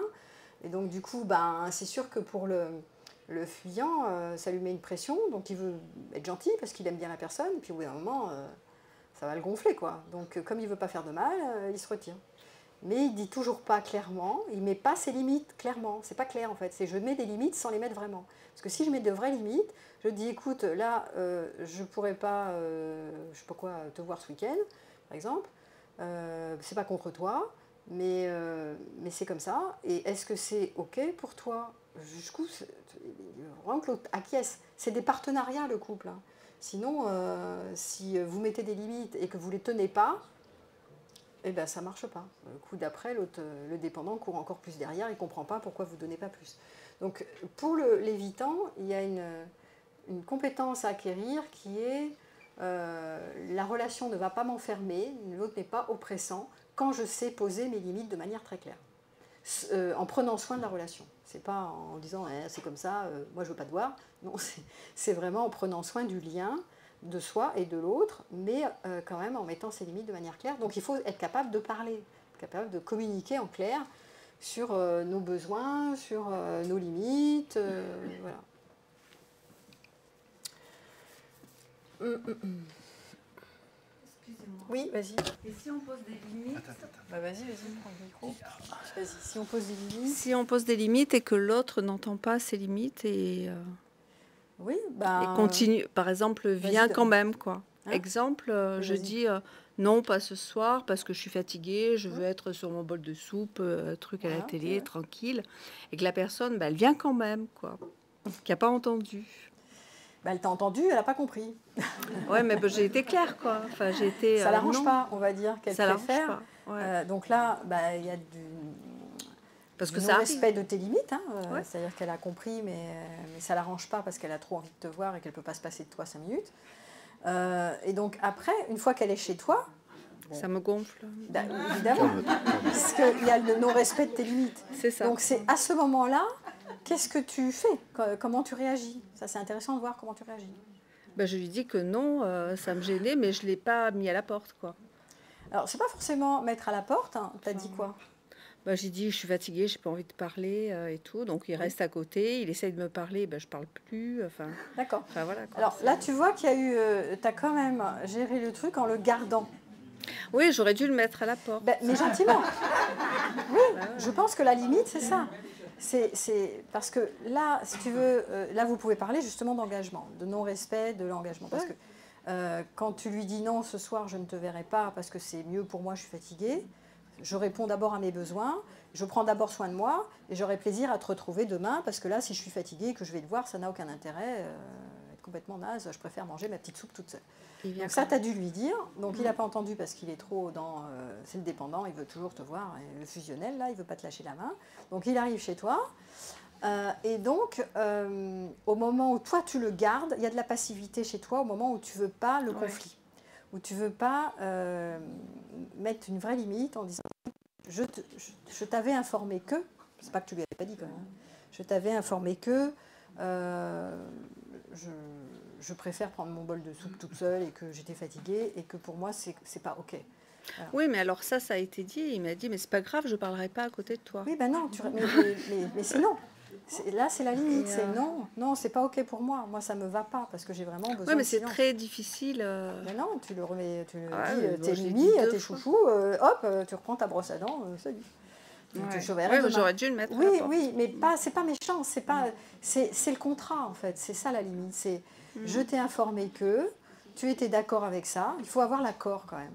Ce qui est bien, c'est au moment où tu informes que tu le verras pas ce soir, il faut que est-ce que c'est OK pour toi, ça te va, on se verra demain ou après-demain, etc. Est-ce que c'est OK pour toi? Parce que tu peux même anticiper avec quelqu'un qui est dépendante, mais ce n'est pas la peine que tu viennes te pointer à la maison parce que pour moi, ça ne va pas le faire. Toi, tu peux aussi l'anticiper comme ça. Ou si tu n'as pas pu le dire de manière un peu plus tenace Aussi, j'ai été à ce moment-là, et qui vient quand même, il vient, donc là c'est l'intrusion puisqu'il vient, mais c'est intrusif, oui. Donc, Mais là, après, j'ai eu aussi le cas de quelqu'un qui m'appelle pour me dire je viens te voir. Je lui dis non, c'est pas possible parce que je dois préparer l'anniversaire des enfants, machin et tout. et alors? Et qui me dit mais je suis devant la porte. Oui, bon, après... Après, voilà, ça dépend si c'est situationnel, ça peut être genre je passe par là, coucou c'est moi. Non, esprit. Voilà. Et sauf que si c'est quelqu'un qui fait ça de manière répétée, là c'est plus de la dépendance. C'est quelqu'un qui va vouloir toujours s'agripper à toi, c'est de l'agrippement en fait. C'est des personnes différentes. Oui. C'est ça? C'est deux personnes différentes. Ouais, mais on voit que toi, tu as plutôt tendance à te choper des dépendants. Tu vois, dans ces exemples-là, ils sont plutôt en train de te courir derrière et vouloir te voir, et pas pouvoir faire sans toi. Si c'est situationnel, si c'est occasionnel, ça va, c'est pas gênant. Mais si c'est tout le temps, ça fait bizarre. Souvent... Donc c'est là où tu mets pas tes limites de manière claire. Ah si, ça peut pas être plus clair. En tout cas, dans l'exemple que tu as donné le premier, ben non, tu le gardes pas chez toi. Mais tu lui dis gentiment, tu lui dis mais non, mais... Oui, alors une fois qu'ils sont là, c'est plus difficile pour moi de dire... c'est ça. De quoi tu as peur? De quoi tu as peur? Parce qu'ils ont fait sans borne. C'est vrai, mais c'est pas ton problème. Non, parce que là, ça ne devient pas ton problème. Étant donné que tu as informé, eh ben, il peut toujours repartir, il n'est pas obligé de rentrer chez lui, il peut se prendre un Airbnb, il peut aller chez une copine, il peut aller chez un copain, parce qu'en fait, il fait ce qu'il veut, il est grand, c'est un adulte. Donc tu n'es pas responsable de l'autre, parce qu'en ne mettant pas ces limites-là de manière claire, tu lui fais comprendre que c'est possible de refaire... De forcer... d'avoir des frontières pas claires.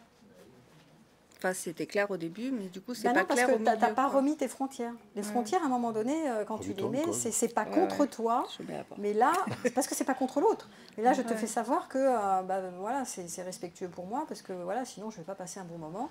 Et j'ai pas envie de te bouder. Tu es là à côté de moi, mais je vais bouder, je ne vais pas profiter de la soirée. Ça n'a aucun intérêt que tu restes là, dans la maison. Donc, il vaut mieux que tu reprennes ta Alors petite valise. ça a été... Oui. Enfin, ça a été dit au téléphone, mais pas... Mais oui, c'est quand il revient, quand il y a vraiment de l'intrusion. En général, les gens, c'est rare quand ils font ça, mais tu peux avoir des agrippants. Parce que ils ont l'impression, quand tu mets pas une vraie frontière, ils ont l'impression que finalement, tu es contente. Ça t'a pas fait de mal. Tu n'étais pas si mal que ça. Parce que comme ils ne devinent pas, ils ne sont pas télépathes. Donc ils se disent, oh finalement, je suis venue, ça lui a fait quand même plaisir. Et puis moi, ça m'a fait du bien, puis elle aussi finalement. Mais non, puisque toi, ça t'a agacé parce qu'il y a eu un non-respect de tes frontières. Donc c'est important de voir qu'est-ce qui se rejoue derrière cet espace que tu ne tiens pas. Tu ne tiens pas cet espace de la limite. Tu le tiens un peu, mais pas tant que ça. Il y a quelque chose qui fait qu'il y a une zone d'effondrement au moment où tu mets tes limites. Parce que tu ne veux pas perdre l'autre, parce que tu as déjà été docile quand tu étais plus petite, parce que tu t'es fait rentrer dans les frontières et tu ne sais pas les mettre de manière claire. Tu crois les mettre, mais tu ne les mets pas de manière très claire. C'est intéressant, ça confronte toujours ces histoires-là. Sur comment je sais mettre des limites, je crois que j'en ai pas tant que ça, et c'est pas gueuler sur l'autre en disant mais qu'est-ce que tu fous là, repars avec ta valise, c'est pas comme ça, mais c'est vraiment parler en mode voilà, je réponds à mes besoins, j'ai besoin de silence ou de calme, et ça n'a rien à voir avec toi, ça a à voir avec moi, et puis on se verra un peu plus tard. Au revoir. Ciao, bye bye. Bon, mais là, c'est plutôt toi qui joues l'évitante, et moi, je parlais plutôt de ceux qui courent derrière un évitant. Donc, éviter de les pourchasser, mais plutôt de leur donner un espace calme. Il faut les comprendre, en fait. Les évitants, ils ont besoin d'être compris par celui qui court derrière. Ils ont besoin d'un espace calme, ils ont besoin de silence, en général. Il ne faut pas les punir en vous éloignant, en disant puisque c'est comme ça, puisque tu réponds pas, puisque c'est comme ça, je te menace de te quitter, tatitata. Alors ça, ils n'aiment pas du tout. On ne va pas les aider à revenir dans le lien. Donc c'est plutôt de ne pas avoir trop d'attentes vis-à-vis d'eux, de leur laisser des espaces de silence. Par exemple, écoute, tu te prends 1 heure pour aller faire ton truc, et on se revoit après, par exemple. Il faut trouver une négociation où ils ont des temps à eux, et qu'ils peuvent revenir dans le lien après. Donc c'est aussi à eux de dire combien de temps ils ont besoin. Mais plus ils sentent que l'autre attend tout de lui, et plus ça le fait fuir. J'ai compris le système.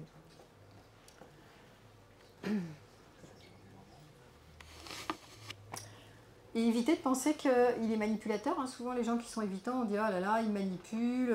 Non, et vous avez compris que ce n'est pas quelqu'un qui manipule, parce que le retrait n'est pas réfléchi. La fuite, c'est un réflexe de survie, comme je l'ai dit. Voilà, donc posez-lui plutôt des questions directes. Est-ce que c'est ça que tu veux? Est-ce que c'est ça que tu veux pas?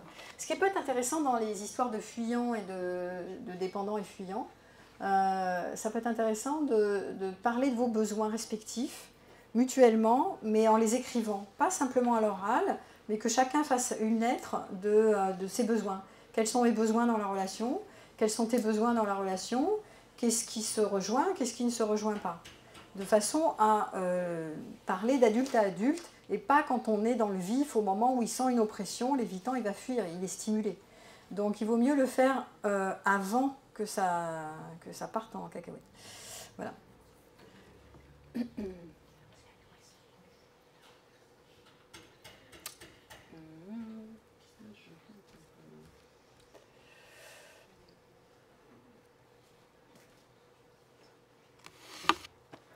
Donc les manifestations, j'en ai pas trop parlé de ça, des gens qui ont peur de l'engagement, ils vont avoir une difficulté à faire des projets à long terme. Ils vont en faire, mais c'est pas qu'ils peuvent pas en faire, mais ils sont un peu évasifs. Ça construit pas terrible. C'est pas des bâtisseurs. Hein. On voit que la relation pour eux, c'est au fil de l'eau un peu. Bon ben on verra, on va se laisser aller. Ils vous disent comme ça souvent, les évitants, ils disent laissons-nous vivre, on ne va pas se prendre la tête sur mettre trop de projets. Hein, laissons venir les choses, laissons-nous vivre la relation au fur et à mesure. Et puis après on verra, puis après on verra, puis après on verra. Alors après on verra, ça peut durer 10 ans comme ça. Hein.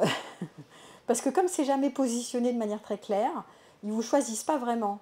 Ils vous choisissent sans vraiment mettre tous les œufs dans le panier, vous voyez. C'est ça la peur de l'engagement. C'est quelqu'un qui est un peu flottant comme ça, qui est hésitant. Et donc, ça met pas en sécurité, en fait. C'est un problème ça insécurise le lien, ça instabilise. C'est comme si vous partez dans une relation, mais vous ne savez pas trop sur quel pied danser, en fait, quand vous êtes avec un partenaire comme ça. Donc, les projets se font, mais un peu au fur et à mesure, au gré du vent. Et puis, ils peuvent se désengager, ils peuvent se dire « Ah ben non, là, il y a un autre plan, là, qui est mieux là-bas, donc voilà, donc je préférais le plan B plutôt que de rester avec toi le plan A. Voilà, parce qu'il n'y a pas de sécurité du lien en fait. C'est pas engagé. Vous voyez le truc, donc ça vous fait vivre des espaces un peu flottants quand vous êtes avec quelqu'un comme ça, qui peuvent être passionnants, mais flottants. Voilà. Alors, moi, je ne mets pas ce mot-là, nulle part. Vous ne m'entendrez jamais parler de ça, moi. Ce n'est pas un manque d'amour, c'est un manque de... Là, j'ai décrit comment fonctionne l'évitant. Ce n'est pas qu'il n'aime pas, il ne peut pas faire plus. Donc, il faut voir les peurs, j'ai parlé, d'identifier les origines, les motifs des peurs de l'engagement. Ils ne sont pas tous au même endroit. Hein. Donc, vous reviendrez sur c'est quoi sa peur à celui-là ou à celle-là. Mais chacun ses peurs. D'accord, mais le mot amour, il est toujours très mal traduit, ça veut rien dire. Enfin, alors attends, si tu veux parler, elle a dit c'est un manque d'amour. Moi je dis non, c'est pas un manque d'amour, c'est un manque de... Pardon. Oui, qu'est-ce que tu veux dire? Oui, alors moi, pour moi, c'est un manque d'amour. Parce que quand dans une relation, enfin moi, ça m'est jamais arrivé. Hein. Donc en fait, ça m'interpelle parce que je me dis comment on peut être dans une histoire avec quelqu'un qui tantôt il vous bat le chaud, tantôt il vous bat le froid. Un jour il vous aime bien et il veut vous voir, le lendemain il vous aime un peu moins bien et il n'accepte pas de faire quoi que ce soit. Pour moi, ça serait... C'est pas tout ou rien. C'est impossible pour... Souvent, si ça dure longtemps la relation avec un évitant, c'est... mais vous construisez rien. Il y a des moments très chauds. Il y a des moments très... et oui, il y a des moments très pleins. Ouais. Et surtout, il y a tout le début que vous avez... Il y a une mémoire du début. Cette mémoire du plein vous donne l'envie d'y retourner sans cesse. Et vous vous dites peut-être qu'il va revenir, ou elle va revenir comme au début. Il y a cet espoir. Moi, ça me refroidit, ça. Des bons moments, de la lune de miel, n'est-ce pas? Et puis, c'est pas tout ou rien. C'est pas qu'il donne rien à manger, parce que là, si l'autre donne rien, vous allez aussi dire au revoir. Hein. C'est qu'il y a toujours quand même, il donne, et quand il est là, en général, il est à plein temps. Ou quand elle est là, elle est à plein temps. C'est-à-dire elle est à 100%, quand elle est là, elle est à 100%, quand elle est pas là, elle est à 100%. Voilà. D'accord. Ouais, mais bon, je vois pas Parce cette t'as pas relation présenté peut ce genre de mener. profil, Non, mais, non. Mais c'est à la fois très déroutant parce que très fusionnel. Donc quand c'est là, c'est là, quand c'est pas là, c'est pas là. Et ça donne pas tant d'infos que ça, donc tu es un peu dans la merde. Sauf si tu commences à élucider ce que je viens d'expliquer, en disant mais pourquoi, c'est quoi l'origine de ce mal? Et c'est pas un manque d'amour, vous avez vu que c'est beaucoup plus compliqué que ça, c'est pas que les gens n'aiment pas leur prochain, c'est qu'ils peuvent pas faire mieux. Ils sont limités, ils ont des peurs dans tous les sens, et tant que ces peurs ne sont pas nommées, tu patauges. Parce que ça va pas se régler tout seul en fait. Tu comprends? Ben non. Bah, chapeau, alors. Je ne pourrais pas. Oui, parce que toi, tu as besoin de quelqu'un qui soit plus consistant, plus clair, moins ambigu, etc. Mais après, voilà, tout le monde est complexe. Il y en a qui peuvent naviguer dans des eaux plus floues. Mais c'est vrai que c'est instabilisant. Tu te sens pas, c'est pas net, quoi. T'es pas à quelque part. Je rappelle que choisir, c'est renoncer. Donc on voit qu'il y a des profils de personnalité. C'est pas qu'ils aiment plus, hein, ils aiment pas plus que les autres. C'est juste qu'ils sont plus positionnés parce que c'est plus facile pour eux de choisir une direction et de s'y tenir. Mais ils le font partout dans leur vie. C'est pas juste en amour.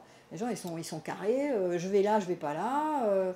C'est pas compliqué pour eux. Ils savent travailler avec les limites de la réalité.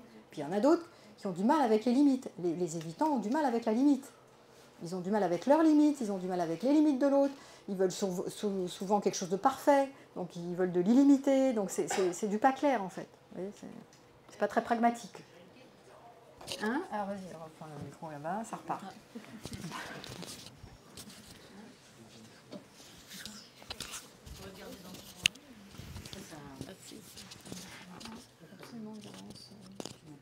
Oui, vas-y. Oui, est-ce que, du coup, le profil évitant, est-ce qu'on peut le profil du pervers narcissique? Non, moi je vais pas, non. Alors là, non. Non. Non, parce que c'est un profil particulier, il n'y a que 2% de la population. Et c'est quand même très très rare, le ou la, un pervers narcissique. Bon, moi j'ai fait une conférence là-dessus, il y en a plein qui ont fait des conférences là-dessus. Comme ça, tu auras le tableau clinique. Non, les profils évitants, là j'ai vraiment un peu insisté sur ce qu'est un évitant. C'est quelqu'un qui a plutôt des peurs et on va justement continuer à aborder dans la thérapie des schémas comment se construit, avec quel schéma se balade l'évitant pour que vous compreniez mieux ce profil de personnalité. Donc par rapport au schéma de Jeffrey Young, qui est quand même un modèle de thérapie hyper intéressant, ça s'appelle la thérapie des schémas. Ça repart. Vas-y, pose la question, puis après j'embraye sur les schémas de Young. C'est la voix qui porte, en fait, on parle d'évitant et du coup, par exemple, moi, ça m'est arrivé d'être dans une relation où les 2-3 premiers mois, en général, ça se passe super bien. Et puis un jour où, plouf, il y a un peu le silence, etc. Et quand ça arrive une fois ou deux, plutôt que de chercher à comprendre, plutôt que de demander des explications, parce j'ai l'impression que c'est trop tôt pour demander des explications, je fuis. Parce que ma non-compréhension me pousse à mettre un terme, parce que c'est plus simple pour moi. Mais du coup, est-ce que je suis aussi... Oui, tu es une évitante. Voilà. Tout à fait. C'est-à-dire que tu présupposes que les explications ne sont pas assez claires pour toi, ou pas comme tu aimerais qu'elles soient, et donc plus tu coupes brutalement. Non, je ne demande pas d'explication. Non. Ah, tu ne demandes pas d'explication. Je ne demande pas parce que j'estime que ce comportement est une explication. Vous, comme ça, vous essayez de comprendre, je prends là. Oui, ça fait... Oui, ça c'est évitant. C'est un côté... je vais me faire avoir ou l'autre. Il y a de l'interprétation dans l'air en tout cas. Hein. Il y a de la méfiance. Là on voit le schéma méfiance-abus, machin qui apparaît dans l'air. Donc il va y avoir de l'interprétation. Donc du coup tu te prives d'explications venant de l'autre, si tu veux, puisque tu n'as que ton son de cloche. Alors, oui, vas-y, et après j'embraye sur la thérapie des schémas. Non, il faut poser direct. Hein. Non, il veut parler. Ah, pardon. Est-ce que le côté évitant, il y a aussi un rythme de chaque personne? Il y a peut-être des personnes qui ont besoin d'une relation rapidement établie et puis l'autre qui a peut-être besoin d'un peu plus de temps pour s'établir. Tout à fait. chacun ses rythmes. Donc on peut ne pas parler forcément d'évitement, mais de rythme en fait. Tout à fait. Tu as peur d'être une évitante, c'est pour ça que tu dis ça. Non, mais je suis sûrement une évitante. Je crois que je fais partie des 3, moi. Alors. Mais bien sûr, après, tu as des personnes qui n'ont pas envie tout de suite. D'ailleurs, je dis souvent qu'il y a quand même un temps de 5-6 mois d'observation. On ne va pas tout de suite se marier à la seconde ou vivre ensemble à la seconde alors qu'on se connaît à peine. Donc c'est quand même important de se découvrir en fait, de prendre le temps de se découvrir, il n'y a pas d'urgence, on n'a pas besoin de s'agripper à quelqu'un dans les minutes. Voilà. Je parle par rapport à la dame là où le comportement était comme ça, donc je suis quoi en fait. Oui, bon. Par rapport à ton explication, c'est une fuite immédiate en fait. Il y a un mauvais comportement et... c'est une interprétation. Avec ton interprétation. Et de suite, ça s'arrête alors qu'il y a peut-être un temps à avoir avant de... Oui, après, quand on interprète, on anticipe du danger. Et donc, on n'a jamais le total son de cloche, puisqu'on interprète des choses. On se fait des films, en fait. Hein. C'est notre amygdale, en fait, hein, qui est notre système d'activation réticulée, qui est une glande qui est dans notre cerveau, hein, et qui sélectionne des informations en vigilance. Et donc, on va sélectionner que ces informations-là, et on va tourner en boucle sur ces infos, on ne va pas voir le reste. Donc, en fait, ça focus sur un point, et c'est sûr, et ça dit la vérité, en plus. Donc, les pensées sont erronées, mais elles sont tenues par un point. Donc voilà, c'est notre système de survie qui crée ça. Alors on va voir avec en quoi le profil évitant, ou celui qui a peur de l'engagement plutôt, navigue dans les schémas. Ça peut être le schéma abandon, donc par peur d'être abandonné, je préfère avoir des relations superficielles et légères pour ne pas souffrir. Hein, échange de bons procédés. C'est logique. Voilà, c'est logique, oui, c'est logique. Donc il y a une peur excessive dans le schéma abandon, c'est la peur excessive que l'autre parte ou un jour cessera de m'aimer. Donc je préfère pas vraiment m'investir, hein, comme on l'a vu, pas en plein, parce qu'on ne sait jamais. Donc là, c'est souvent des adultes qui ont grandi dans des environnements instables, avec des parents absents ou des séparations difficiles et qui vont souffrir dans des relations stables. Il s'attend ou elle s'attend à ce que l'autre l'abandonne un jour ou l'autre, tôt ou tard l'autre partira, l'autre me préférera voir quelqu'un d'autre mieux que moi. Donc je ne peux pas m'investir si je suis toujours en train d'imaginer que l'autre va partir, il va partir, parce qu'au moindre obstacle, je me retire en fait.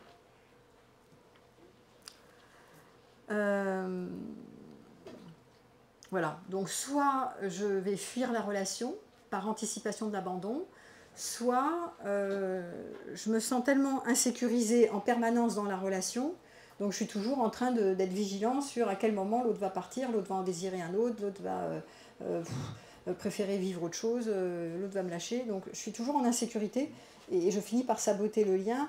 Je ne peux pas vraiment m'investir parce que j'ai ce schéma abandon. Alors, je vous renvoie sur la conférence que j'avais donnée 1h30 sur le schéma abandon, parce que j'avais donné une conférence que là-dessus. Après, il faut sortir de ce truc-là, parce que c'est vrai que ça insécurise beaucoup le lien, par anticipation du danger que je vais faire abandonner, c'est sûr et c'est certain. Donc il y a des gens qui ont peur de l'engagement à cause du schéma abandon. Il peut y avoir le schéma méfiance-abus, difficulté à faire confiance, peur d'être trahi, hein, peur d'être blessé par trahison, n'est-ce pas? Et donc là, ça vient souvent d'une enfance où l'enfant a été trompé, manipulé, maltraité, et donc elle craint et elle anticipe que son partenaire ne va pas être sincère, et elle anticipe toujours la trahison, et la preuve, dès qu'il y a une suspicion de trahison, paf, au revoir. Elle peut éviter des relations sérieuses ou tester constamment son partenaire pour se rassurer. Il va me manipuler, à quel moment il va me manipuler, bon, on voit les trucs de... Voilà. Schéma méfiance-abus. D'accord? Donc ça peut générer effectivement une forme de peur de l'engagement, malgré elle, puisque n'oubliez pas qu'on a tous envie de nous engager quelque part. Ce qu'il faut savoir, c'est qu'on a une aspiration à la connexion profonde et durable. On ne naît pas avec une peur de l'engagement, nulle part ça. Hein. Donc c'est pas une histoire d'amour. Donc mettez pas le mot amour, c'est mal traduit. C'est vraiment j'ai envie de m'engager de manière profonde, intime et durable, mais je n'y arrive pas. parce que je traîne des schémas, parce que je traîne des histoires, parce qu'on a vu pour plein de raisons, je n'y arrive pas, mais je rêverais tellement. Ça, c'est le schéma méfiance-abus. Il peut y avoir le schéma souvent qui va avec de carence émotionnelle, carence affective, conviction qu'on ne recevra jamais assez d'amour dans cette relation. J'en ai pas eu quand j'étais petit suffisamment, manque d'affection, manque de soutien émotionnel, manque d'encouragement dans l'enfance, et donc je continue d'anticiper le fait que n'importe quel partenaire, et surtout celui qui est là avec moi, va me carencer, ne me donnera jamais satisfaction, ça sera jamais plein, ou ça va être plein, puis ça va plus être plein, il va plus me donner ce dont j'ai besoin, donc je suis toujours carencée quelque part, et je cherche à me réparer de cette carence de l'enfance en voulant toujours plus, mais si je suis dans la peur de l'engagement, dès que l'autre me donne un peu moins, je sais pas, il s'intéresse à autre chose, eh ben je vais désinvestir le lien, par anticipation que l'autre ne peut pas me donner tout ce que j'ai besoin. Donc dès qu'il fait un peu d'éloignement, moi je me retire complet. Ça c'est une peur de l'engagement par carence affective. Bon, enfin je reste toujours dans la carence en faisant ça. Donc j'évite l'engagement pour ne pas être déçue, ou alors je vais chercher des relations déséquilibrées. Bref. Autre schéma, qui est ce qu'on appelle le schéma de performance exagérée. Donc, ou le schéma dépendance aussi, je manque d'autonomie, donc je vais rentrer dans la relation en voulant être indépendant. Pourquoi? Parce que très petit, j'ai dû maturer très tôt, c'est souvent, j'ai pas eu le droit d'être de mon âge, et donc j'ai dû prendre des responsabilités trop tôt. J'étais par exemple l'aîné d'une fratrie, etc., et donc je devais être un grand, et donc je suis devenue grand trop tôt. Et du coup, j'ai ce côté de je suis responsable, je suis indépendant, et donc l'amour devient enfin la relation de couple devient une entrave à mon indépendance. Voilà, parce que je me suis construit avec ça, et du coup, je ne peux pas tellement m'abandonner. Donc peur de l'engagement, par peur de perdre cette autonomie, cette indépendance construite comme ça, mais construite en mode survie, sur lequel je m'adosse, mais qui ne me fait pas tant de bien parce que je ne peux pas me reposer, me déposer sur quelqu'un d'autre. On voit souvent ça chez les hommes, qui veulent tellement jouer au bras costaud, être autonome, être responsable, être chef de famille et tout ce qu'on veut, que du coup ils ne s'abandonnent pas, ils ne se déposent pas tellement sur l'autre. Voilà, ils peuvent avoir des peurs de l'engagement parce qu'ils se sentent hyper responsables de tout, et donc ils ne veulent pas se lâcher, quoi. Vous avez compris le truc. On peut aussi donner des peurs de l'engagement. Voilà. Ou on a vu aussi, par rapport à l'indépendance, la peur que l'autre me piège, me contrôle, m'empêche de me sentir libre, et si je suis dans une relation donc sérieuse, alors à ce moment-là je vais être piégée. Si c'est pas sérieux, je suis pas piégée, si c'est sérieux, je vais être piégée. Donc ça aussi, vous voyez comment il faut sortir du schéma en arrêtant de croire, en prenant le risque d'aller dans une relation dite sérieuse. Ça ne veut rien dire sérieux ou pas sérieux d'ailleurs, je sais pas, c'est des mots, c'est dans l'esprit, mais de mettre de l'énergie au sein de la relation, au service de la relation, en prenant soin de moi et en prenant soin de l'autre. C'est ça une relation sérieuse, c'est une relation où on va s'investir émotionnellement. Je rappelle que la relation de couple va célébrer, signale l'engagement, l'intimité et la passion. Il y a 3 axes selon la théorie de Herzberg. Donc la passion, c'est pas toujours évident de la garder jusqu'au bout, mais en tout cas l'engagement et l'intimité. Et s'il n'y a pas d'engagement, vous n'aurez pas de relation durable. Ça, c'est sûr et certain. Donc là, on est en train de voir tous les écueils de la relation durable liés à des peurs de l'engagement. Ça, c'est le 1. S'il n'y a pas d'engagement, vous n'irez pas loin. Autre schéma qui peut apparaître sur les gens qui ont peur de s'engager, c'est le schéma défaut, ou honte imperfection. Ils ont peur que si je passe dans une relation sérieuse, l'autre va découvrir mes vrais défauts. Il va vraiment me voir tel que je suis, comme un mouton noir ou un canard boiteux. et donc, je préfère ne pas y aller pour pas qu'il découvre tout ça. Donc autant montrer une belle facette de moi, pimpante, et surtout ne pas trop faire durer, parce qu'à ce moment-là, il va vraiment se rendre compte que je ne suis pas à la hauteur. Voilà. Donc ça, c'est le schéma honte-imperfection. Donc par peur de faire fuir le partenaire ou de le décevoir, je ne montre que des masques de moi, et dès que je commence à être vulnérable, hop, je prends la tangente, je m'en vais. Donc il y a peur d'être aimé pour qui on est, et donc peur d'être vulnérable en ayant peur de ses imperfections. Donc, comment on travaille ces schémas en thérapie? Tout simplement, ça se travaille donc en thérapie. J'organise des ateliers sur les schémas répétitifs. On travaille en thérapie aussi individuelle ou en groupe. Mais déjà, c'est important, comme on l'a vu dans les peurs de l'engagement, d'identifier les causes. C'est-à-dire de voir quelle est l'origine du schéma. Déjà, est-ce que j'ai le schéma? Quel schéma quel au pluriel schéma j'ai qui entraîne les peurs de l'engagement? Ensuite, parce que souvent il y en a plusieurs, les uns sur les autres. Ensuite, on essaye de regarder qu'est-ce qui s'est passé dans l'enfance qu'on arrive avec ces schémas-là. Et puis ensuite, d'identifier souvent les pensées automatiques. Vous avez vu qu'il y a plein de pensées automatiques. Par exemple, on a vu ici la trahison, je me méfie, il va me trahir, donc je suis sûre que... Et bon, il y a des croyances automatiques. J'ai peur d'être en prison, l'autre va m'étouffer, c'est sûr et c'est certain, on m'a déjà étouffé dans le passé, on va m'étouffer, l'autre va me mettre la pression, c'est sûr, c'est sûr. Donc ça, ce sont des croyances limitantes, qui évidemment sont fausses, il faut quand même les détecter. Tant qu'on ne détecte pas ce type de croyances, on ne peut pas passer par l'inverse. Par exemple, moi ça m'arrive de passer par la méthode de Cathy Barron, qui est pas mal aussi, qui est un travail de déconstruction des pensées, parce que sinon, on a vu que notre amygdale, elle va s'affairer sur la pensée, elle va dire « oui c'est vrai, je vais perdre ma liberté, oui c'est vrai, je vais choisir c'est renoncer, ça va être une catastrophe, je ne pourrai pas obtenir satisfaction dans ma vie de couple, j'aurai toujours qu'une moitié à moitié vide, ça ne sera jamais satisfaisant. » Et donc, je suis sûre que ce à quoi je pense est vrai, ce qui fait que je ne peux pas m'engager. Donc, on va déconstruire cette pensée en la retournant. Par exemple, je suis sûre que je vais être trahie, l'autre va me trahir, et on va travailler sur je me trahis ou je le trahis, par exemple. Au lieu de penser, par exemple, il me trahit, c'est je me trahis, en ayant cette pensée de il me trahit, ou je le trahis. Vous voyez, on travaille sur des inversions de pensée pour arrêter de croire à ce qu'on croit tout le temps et d'être persuadé, d'être convaincu que ce qu'on croit est vrai. Parce que ce n'est qu'une question de point de vue, notamment quand il y a des schémas afférents. Chaque schéma a des croyances limitantes et on est sûr que c'est vrai. Tant qu'on ne les remet pas en question, on bute sur ces croyances limitantes et on se persuade et on perçoit la vie avec nos schémas, avec ces lunettes-là, sans les remettre en question. On n'en doute pas. Donc du coup, ça nous crée plein de problèmes. Et sur la peur de l'engagement, vous avez vu que si j'ai des croyances d'hyper-méfiance, ou je vais me faire abandonner, c'est sûr et c'est certain, ou je vais perdre ma liberté, c'est sûr et c'est certain, on ne va pas aller loin. Tant qu'on ne travaille pas là-dessus, on va continuer d'être persuadé qu'eux, et on va projeter ça sur chaque partenaire. Donc on ne va pas aboutir en fait à une relation durable. Donc identifier les pensées automatiques qui influencent les relations, et puis modifier ses pensées, et puis expérimenter surtout. C'est pas juste les modifier, parce qu'une fois que tu les as modifiées, t'es content.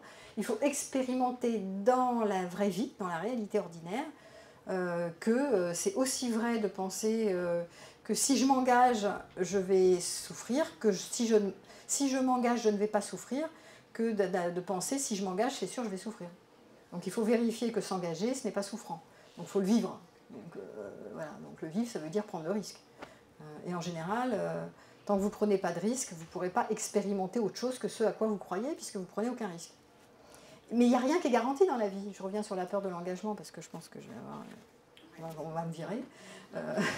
Donc, il n'y a rien qui est garanti dans la vie. De toute façon, si vous ne prenez pas le risque de vous investir, vous y allez froidement, frileusement, mais vous n'allez pas vivre grand-chose.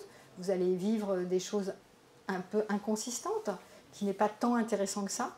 Donc c'est plutôt, moi, je trouve mieux placé de vous engager pour vivre, prendre le risque de perdre ou de souffrir, parce que vous ferez des expériences et vous conclurez à quelque chose, au moins, il se passera quelque chose.